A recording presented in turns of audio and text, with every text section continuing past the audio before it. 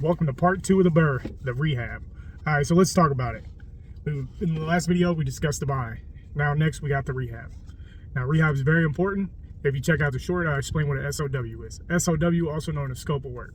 Scope of work is going to be the first thing that you bring in after, or actually before you close on the home. You want to do a scope of work with a contractor.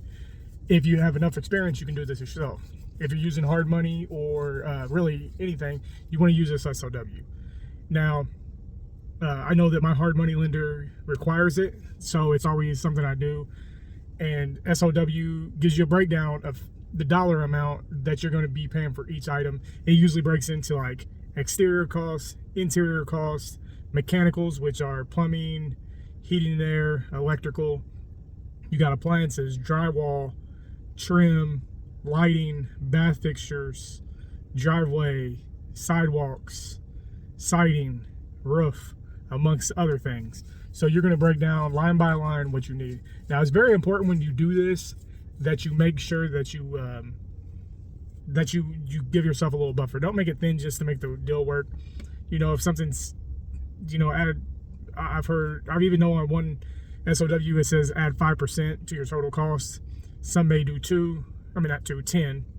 It's just very important because even with me having some experiences, I still make some mistakes on them rehab estimates. Plus, no offense to contractors, they'll add things on that, oh, we forgot to do this, or I didn't see this. And then sometimes when you get into the walls, which I prefer not to do, but if you get into the walls, you might have to additional work. Of course, you want to do everything right, but you don't. If you don't plan on taking the walls down or completely gutting it, it's probably not something you're going to put in your SOW. So, just for sake of the Brrrr, I'll explain to you, when you turn that SOW into your hard money lender, you just don't get the money you just don't get the money right in your hands. So they do a thing called the draw, which I made another video about that. You can check that video out after this. The draws are usually, I try to keep them under 4 or 4 or under, because the lender will charge you a fee. I know that on one of my lenders, I get charged $175 each time I do a draw. Now, the important thing is when dealing with a contractor, there are several different ways to look at it. Some will absolutely not pay anything until the work is complete. Some will pay on a schedule. Some will pay 50% up front, 50% on completion.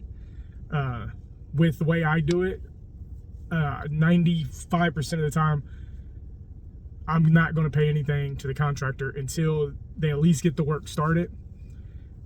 I might pay for supplies to get them started, but typically a good contractor, a real GC, which is a general contractor, will have a plan set up on how they do it, and you explain it to them. Hey, this is how my lending works with the hard money, so they know that if they got $15,000 job to do, I just can't pull $15,000 out of the bank. I mean, some can, I'm not. So it's all about the contracts you sign with the contractors as well. If you don't pay them, they can put a lien on your house, which makes it to where you can't sell the house. A lot of court litigation, and vice versa. So if they say, hey, I need 50% up front and then 50% Friday, maybe it's not the person for you. Don't get desperate and just settle for something or someone. Make sure you verify their work. Reference is always great when working with contractors, because contractors' prices always vary. As I've noticed, I've had a quote for almost $15,000 for a drywall job and ended up paying $7,000. Now, they had different philosophies on what to do, but the $7,000 turned out great. And the main reason I chose that $7,000 is because that's what I put in my original SOW, which is actually less than that. But that's because I got some bad advice, and being not very experienced in pricing for some of the construction costs, I went with that contractor where they said, and then that contractor, sometimes they get busy and they don't call you back. That's business. If they didn't start work, didn't sign a contract, they're not obligated to do any work on your property. So with that, the rehab is very important, because it can really kill your deal really fast if you think all the numbers work, and then all of a sudden you have a $10,000 or $5,000 or just really any big expense can really throw your deal off. So it could end up costing you money. In the end, you might not be able to refinance without taking some of your own money and refinancing. So Also, another thing is, and I don't know how common practice it is, but I have an electrician that he gives me a really fair price, but he says, hey, when we start taking things out, this price could escalate.